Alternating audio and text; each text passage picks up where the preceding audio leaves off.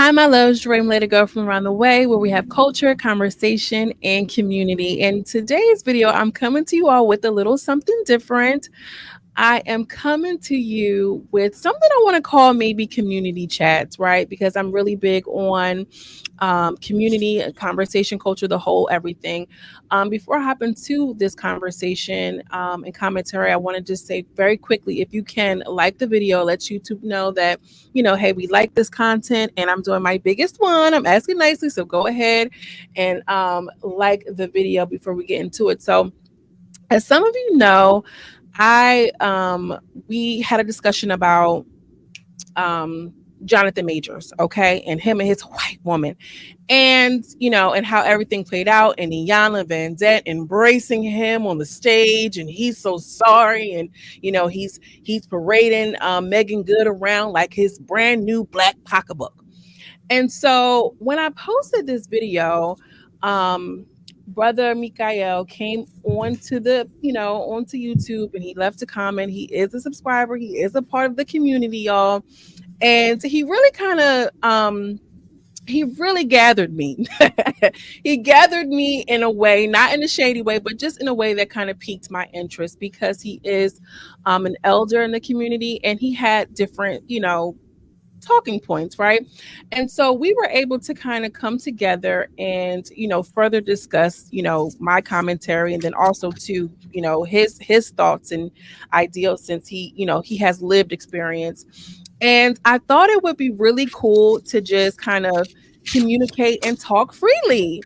Literally, this is how this is happening. And I want you all to know, and this is an extension to anybody who feels like they have something to say that could further us, further the conversation, further the community. I'm always going to be open to that idea, especially when it comes to us, because I love us for real. So I have brother Mikael here. If you want to come on and just introduce yourself and tell the community a little bit about yourself, and we can kind of just hop into a free flowing discussion, y'all. This is podcast style. Throw in your headphones, do what you got to do while you're cleaning up the house or something, girl, on your way to work. This is just going to be a nice listen and a conversation between, people who want to see the progression of us in general. So, brother Mikael.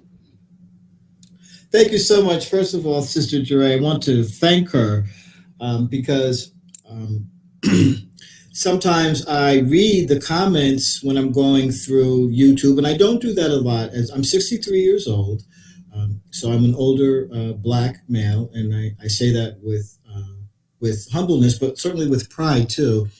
That sometimes I cannot write enough of what my thoughts are that I would like to convey, because it's just comments, and I would prefer to have a conversation. So one, I thank Sister Dre for giving me the opportunity, and two, I want to thank her as one of our young queens, because I'm not someone who is so adept with the digital platforms and things like that. I'm learning. I don't consider myself not to be a student of learning, but certainly that's not from my generation. So the fact that she's giving me this platform and opportunity to share my experience and thoughts, I'm very grateful for it, because I think, one, it's needed. Two, I have these conversations off the cuff with many people. And as the sister said, I really do love our community, and our community actually is I'm not going to say dire straits, because I don't like to put things in such a bad way. And I'll just give it back to I'm married to a beautiful black queen, and I say that because I made a conscious effort to marry a black sister, and I want to say that because I think it's important. And we have 5 children. I have 5 grandchildren, a new grandbaby. One of our children was actually my wife's godson, but we really raised him. So that I just want to be, because we're a blended family, and I think that's important too, because that brings with it certain dynamics that sometimes are not discussed in our community. But one of the things that I find interesting is that I don't see, and let me just preface it, I don't look outside of myself necessarily for leadership, even though I do, in the sense of, by way of example, or men. For example, I happen to be Muslim by faith. The man who married me, who I'm very close to, who I think probably is one of the foremost scholars, not just on Islamic history, but Black Islamic history, I have such great respect for, because this is a man that not only do I truly believe was called to be any man, meaning that he loves God, and that's his personal journey. I'm not and I might not be politically correct, and I'm not trying to be. I'm going to be honest because when you speak truth, sometimes it just steps on toes. So I'm not Hmm. trying to be. I'm not someone with the wind. It goes east, and I go east. I go west. I have a foundation. I believe in that. You don't have to spouse to that, but I have one, and I develop that all the time. But it's a foundation that you know I on shoulders of my parents that was very solid, and I've embraced that. So having said that, getting back to our community, that when we're looking for leadership, and again, I don't have other people pick my leaders, but I just don't feel that the truth is being told. We're like running from the truth because we're in this environment of political correctness. People don't really say not only what they mean, but what needs to be said. And the part of truth is some people are going to be offended. Some people are going to be left out. Some people are going to have to change what they do because what they're doing is not going in a direction that is beneficial to them. Give me an example. My son, our youngest son, played football, played flag football, and then the leagues that go on. My wife and I, great supporter. My wife went to every game. I didn't make as much as I could because I was working. Excuse me. And my son, everybody on the team afterwards, right? The season is over, would get an award. So I'm saying, well, how does every child get an award? They all have different levels, different skill levels. Certain parents, they were late, they didn't pick up their kids, or you're told, pick up your kids at a certain time. Certain parents just would stroll in. You're not going to leave a child there by themselves, but you have things to do.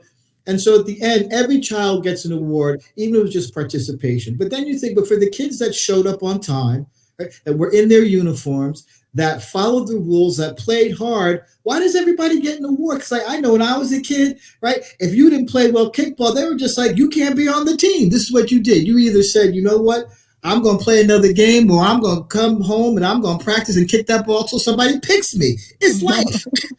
I mean, Hmm. that was just like, right? Sometimes you didn't make the team. And that's just like, because you know what? Sometimes you're just not good at that. It doesn't mean you're a bad person. It just means that you don't have that skill. So, see, I'm a proponent of if I'm good at 80% of something, I'm going to make that 80% 100. If I'm good at 20%, that 20%, the best that I could do is maybe get it to 50, and 50 is still half is mediocre. I'm not trying to be mediocre. So that 20% that I'm not good at, I'm okay with that. I live with that, right? I said I'm not good at that, and I move on to build up the strengths that I do have, that I have. The focus is on the strengths that I do have to make them stronger, so that then the weaknesses that I have, not only they don't get overshadowed, but you're not focusing on them. Because you know what happens when you're in a position where you're not good, you can either hire somebody to do that, or you find somebody who does it well, and you pass the ball. So that's how the chain becomes stronger. You're only as strong as your weakest link. But if you're focusing on your weakest link all the time, and you can only get that weakest link to like 40%, you're all going to be weak. But see, if that weakest link is 40%, but you're all at 120, see, you can give 5% to that 40 to now make that 40% 100, and now you're all strong. And that's the community thinking. Instead of this individual thinking or the selfish thinking, well, I'm going to try to make myself 30. See, they tell you, it's like when they say, don't give up, don't quit. Well, wait a minute. If you're not good at something and you don't quit, you're just being foolish. Why are you going to focus your energies on something that you're never going to be good at? Because someone gave you a saying that doesn't make sense of, quitters never fail. I'm not good at these sayings, and I don't want to necessarily go off on the topic that Sister Dre asked me to speak on. But these are the little things that I think, that we don't think about, and we spend an inordinate amount of time wasting time on issues that distract us from developing what we can as a people and as a talent, because we're so focused on the wrong things, which is designed that way, that then we can't focus on our strengths to do what we need to do as a people. So I just use some of those as Examples. an example. I love that. Thank you. Thank you for that. I think that you are kind of like hitting it right on the head when it comes to like, the idea that everybody is supposed to be good at everything. Like, I think that to me is saying like, the whole magical Negro concept, like we're supposed to do everything. But I think also too, what you said about, you know, relying on certain people to do certain things or whatever. I think to me, we all, well, at least I hear a lot about being on code. You have to be on code, you know what I mean? And being on code sounds different depending on what group you're talking about. Like there's girl code, right? And then there's like, girl, we at the job. Like that wasn't like, all of these different things. I think that, like you're saying, like highlighting the negative aspects is a little bit off code. However, we do need to kind of call those things to the forefront, and this is why we kind of had this discussion when we were started talking about Jonathan and his backsliding. I don't even want to say backsliding because I don't know what that man does in real life, but I think that I think this is a good example to kind of tie it into what we were originally kind of discussing about, well, when is it appropriate to kind of call truth to power when it comes to the things that happen, like the breakdowns that happen, and like the infractions, especially when it relates to like black men and black women and that whole dynamic. And I know that what I'm saying is a little bit different and off of what you're we're just originally talking about, but I think that they all tie in together. I think that it all plays a part in the conversations around like how you show up as a person. You're like, what's your self-talk like, and how do you present as a black woman or a black man.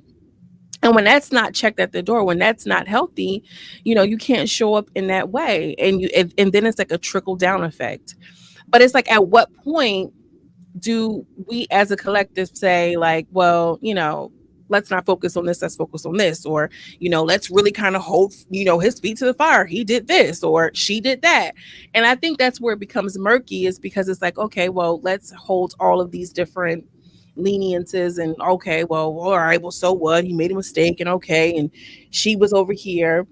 But I just think that we are in a different space and age where I see a lot of black women who are like, let's just say, divesting from, being in a black family or actively seeking being in relationship with a black man because the interest there has been lacking, or you don't feel protected in that way. And there's the sense of community, right? That's what it is. It's the sense of community and camaraderie amongst not all, but some. I feel like we have become so individualistic, and I do agree that black people, we are not a monolith, but in the world, in the society that we live in, it's given very much so stay on code. How do we do that, staying on code, but also to filling in the gaps and protecting the people who are not necessarily protected, or I'm sorry, I live in the hood, so y'all gonna hear razzle dazzle in the back.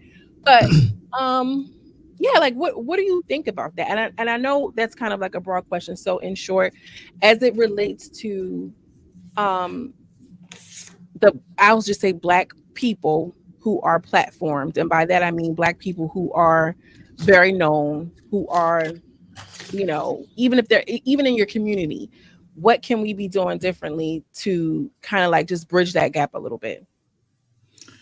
First of all, it's an excellent question. It's so all encompassing, Sister Dre. We don't have enough time, at least right now, and I would like to continue because I think it's important. Let me just go back to I'm going to hit a couple points. One, even when you said about the black family, one of the things that we have to acknowledge is that we are a damaged people. When I say damaged, I'm talking about black Americans. We have to separate ourselves from the diaspora. Because you have to remember Haitians, our West Indian brothers and sisters, our Guyanese brothers and sisters, our West Indian brothers and sisters, and our African brothers and sisters. And I say that because we are brothers and sisters, have a different experience. We as black Americans, meaning those who were brought over from our native country of Africa, are so damaged by slavery that we don't even understand the subtle effects that we are still playing out from the plantation. I'm going to give you an example. Most people identify with a country, right? Asians have Asia. Europeans have Europe, various different countries within Europe. You have Israel, and I'm using that just as a point, meaning that Israel was made in the heart of Palestine, a dark person's country for the Jews to have a country, but they have a country that they identify with. And they actually wanted to have a country to identify with because of, we know what's going on with World War II, and that's a history. So every Japanese have a country. Australians have a country, even though Australia, originally was Aborigines, brown people. So the colonizers gone all over the world, and aside from Europe, and been in a brown people's country. But what we don't do as Black Americans is we don't have ties to our country, which is Africa. We don't even want to. Some of us still don't even want to be tied to Africa. Meaning, you know, Correct. Italians Hmm. will go back to Italy, and Irish individuals will go back to Ireland, right? French will go back to France. Germans go back to Germany. English goes back to England. And we will travel to the Bahamas. We'll travel to Jamaica. We'll travel to Europe. We'll travel to all these. We'll travel. But we won't have first of all, I want to go to Africa. And so one, not having that tie where you have that collective protection. I'm going to give you an example. How we're minimized. When the Asians felt that they were being discriminated against, and every group of other brown people hop on our platform to get advantages for ourselves that we don't then take for ourselves, but we're the leaders of it. When that Asian, they were getting the venomous that's coming from, somewhat of the Trump administration, just of people of color, and I say brown and Black people, but we're always on the lowest of that, um, of the Asian hate. They made a bill in Congress, right? Obama, this is during the Obama administration. They passed that Asian hate bill. Didn't take them long for that. You know why? Because the United States has ties to China. Regardless of whether or not it's good ties, they got ties to China. And they have And a because bigger nation backing them. and That because makes China sense. is a powerful nation that we still need. I mean, think about it. Most still of our industrial products are made now in China just because we ship them out. And so the relationship that we still have to be very conscious of with China, and that includes Taiwan and Hong Kong and other different countries in China. So let's just say, I'm saying this, in a conversation between the sister and I. The Prime Minister is saying, wait a minute, my Chinese people aren't protected in the United States. What the heck are you going to do about it? And because of the power of China, they got a bill. Well, wait a minute. Our behinds are being kicked since slavery. We still don't have a bill. We had civil rights and we didn't have a bill. So that's when Malcolm said it can't be civil rights, it has to be the diaspora. See, when you involve, so see, if Africa had the power that it holds, but we don't control it, the Africans could have said, wait a minute, there's discrimination against Black people. We've had discrimination since slavery. We still don't have a bill. And these are the things we're going to look at because you know what? As I said, we're on this individual tip, but we didn't start that. Yes, you be an individual. The only people that are told to be individuals are us as Black Americans. We're 13.5 to 7% of the population, always have been since slavery. We generate $8 trillion. 95 cents of our dollars goes out of our community. And you wonder why our communities look the way our communities look? And so we are on this individual tip. I'm going to do my own thing. But see, racism is a monolithic philosophy, as she says. We don't have to be a monolithic people. You can have individuality. I'm going to talk about that concerning John Majors and white women. I'm going to expand on that. But see, as far as collectively of us being a block to gain power, oh, you better be in a group.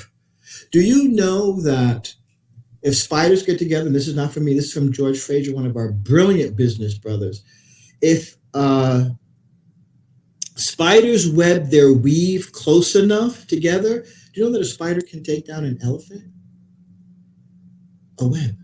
Do you know that the web material of the spider's web, that's what they use for protection in the bulletproof vest for police? That's how Wow. strong the web is. See, so when you know these little things, see, when you say, what, a spider, a web? Yeah. Because, see, collectively, they weave that. I don't know, I love the movie with Viola Davis. I forget the where she becomes African queen or The Woman um, King. the woman king, where the king says, sometimes, right, a mouse can take down an elephant. And then he also has a statement that I love. He says, are you not tired? Are we not tired? When are we tired as Black people of being on the bottom and getting our really behinds kicked because we don't practice collective anything? We don't practice collective economics, but all other groups do. We don't practice collective politics. All other groups do. We don't practice collective socialization. All other groups do. We don't practice right collective spirituality. All other groups do.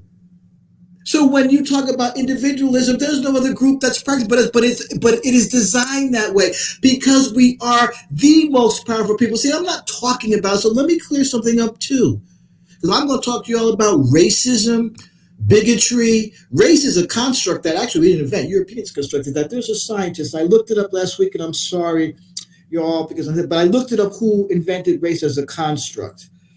I'll get back to you on that. Then the program will get you that name. So racism actually never existed. It was a construct that was designed. But let me get back to something. And so there might be some controversy on it. And I'm telling you, to be honest with you, I hope there is because I need you to think now. So if some of you believe in something higher than yourself,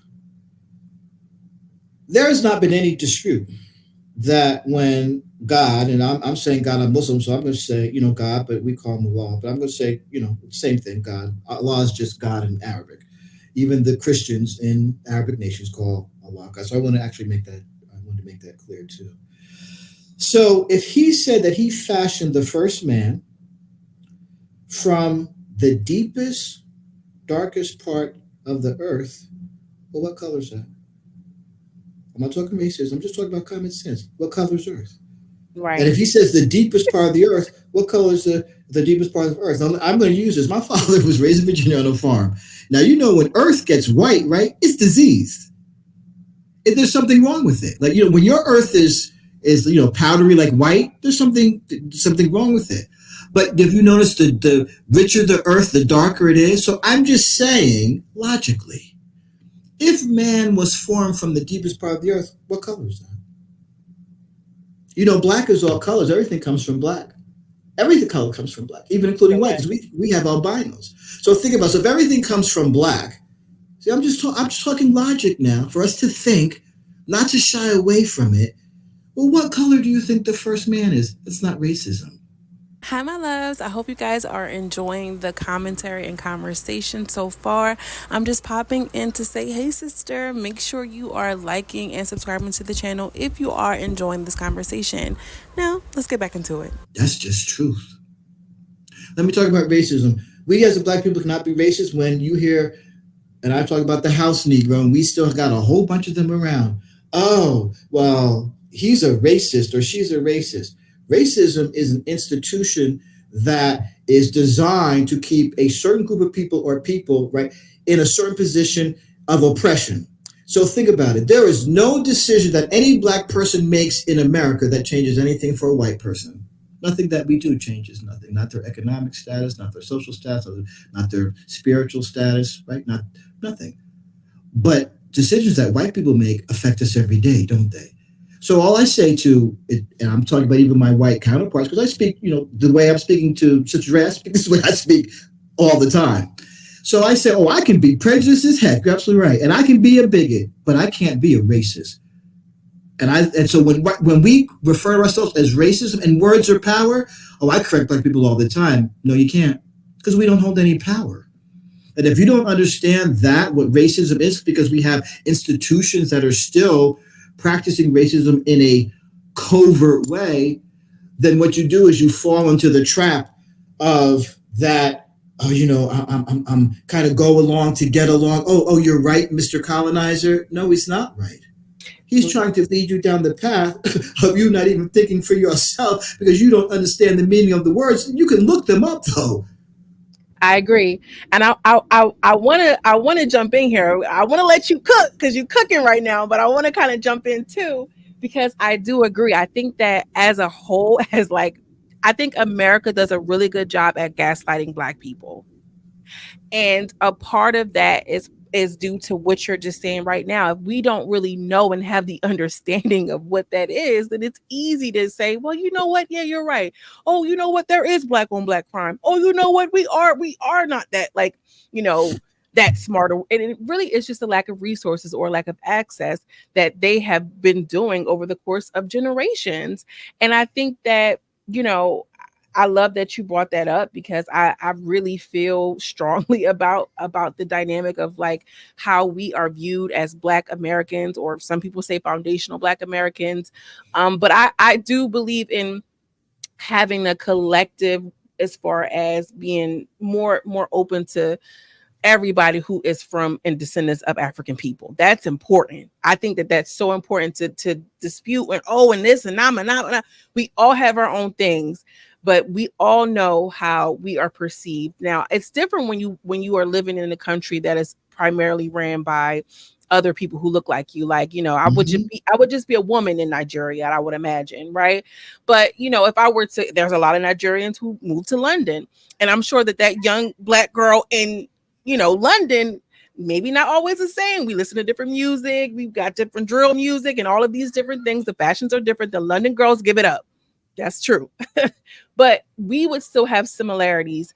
And I think that this is what makes us all connected. I wanted to kind of talk a little bit about something that you had mentioned earlier about us being damaged from slavery. Although I cannot, there's no way to even say anything about that other than you're absolutely 100% correct.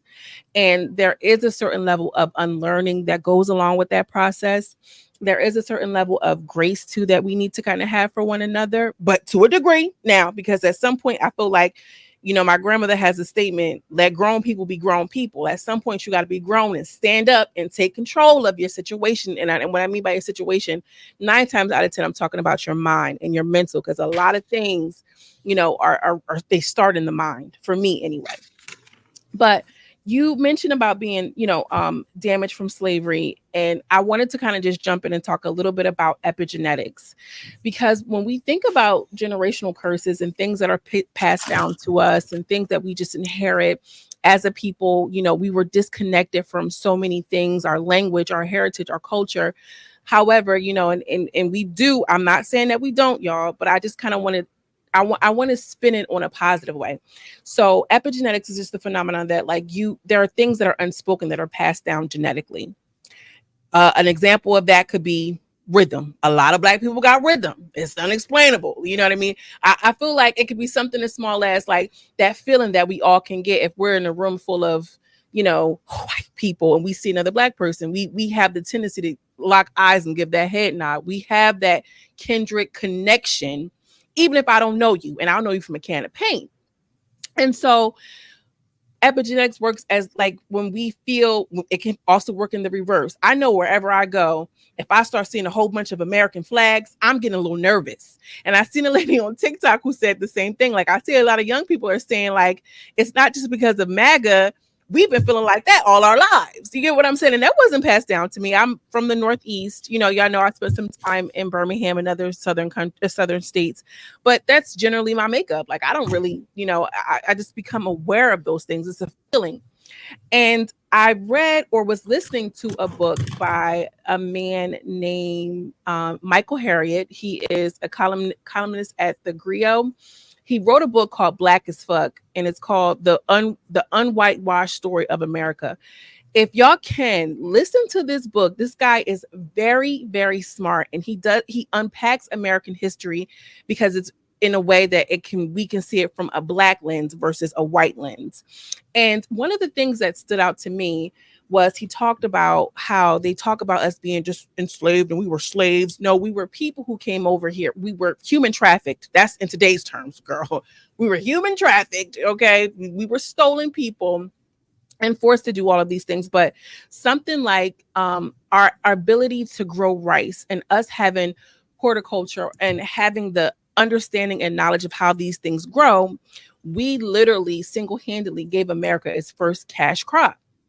And it made it in a real business, in a real system, and is what made a lot of Southerners rich. And it wasn't because we were just some big Black people who had strong backs. It was because we had the skill set. And so, like, we have the skill set to do all of the things, the magical things that we do, just naturally. And I'm not saying magical like as a magical Negro. We just have a thing about us. Y'all know that thing. We just have it. And I want people to feel connected to their ancestors, their heritage in a way that's proud, knowing that you can also get good things from things that are passed down to you through your genes. One more example I want to give to you all is y'all know in my profession I don't really talk about my profession, but I'll just say I deal with a lot of adults who are illiterate. And they come with a level of stress and anxiety, and I'm always willing to listen to them and understand, because I can imagine the stress I would have, or the anxiety I would have, to not be able to read. And some people are willing to get help, some people ain't, child. You know that. I can only lead a horse to the water. But I always encourage them and empower them wherever they are. And these are grown people, grown as people. And I always say, even though you're having difficulty reading this piece of mail, or you're feeling a little anxious because you don't know what's going on, one, I'm here to support you, and I will always advocate, because these are people who look like me. Okay. So I'm going to always do that. But also, too, I always give them credit to how smart you really truly have to be in order to navigate this world and this life in the way that we do, and not be able to read. Like something so simple that we don't even think about. Like that takes you're using a different kind of intelligence, right? And people who, you know, we come from people who were not allowed to read by law, but still was able to navigate, outsmart, outwit, outgrit a lot of people who put things into place so that we couldn't become who we are today. I'm going to make sure I link this book and put it on the screen so you guys can see that. He also kind of expands on just a whole bunch of things about unlearning and the whitewashing of our history. And it's really, really brilliant. Brother Michael, I know you probably want to jump in and say some things too, and enhance what we're talking about. Well, first of all, I'll let you speak, sister, because I think it's important that um, not only is it your podcast, but I don't think we listen to our queens enough and um, give enough credit. I mentioned something. I want to give our audience this name. His name is Franz, Franz, like zebra, Boas. And he was the anthropologist that I discussed as far as making race as a construct. I want to address something very quickly, because this is something that we do not, when I'm talking about common sense, and let me just share with you, I don't have a lot of common sense in the sense of, common sense my wife does. When I say I'm more of an intellectual, meaning that I know my strengths. I've always been a very good student. I'm an intelligent, a black man. I continue myself to be a student of life, but I learn well. I study well. I can absorb just huge amounts of information and retain it. And, a lot of people, I even ask me questions. I'm like the fact finder because of just that gift from Allah. My profession is a court reporter, so I'm going to address a couple things even based on that perspective, having a very intimate insight into the justice system as being close to either a judge or lawyer as you can get without being a judge or lawyer. I'm going to get back to what you said on this black on black crime, because it's something that gnaws at me. Statistically, there's more white on white crime than black on black crime. Okay, y'all, I think this is a good stopping point right here. Make sure you subscribe to the channel, like the video, and stay tuned for part 2. Drop down in the comments and let me know what you're thinking. What's your favorite part about this conversation? See you in the next video. As always, I'm sending you much love and much light. Peace.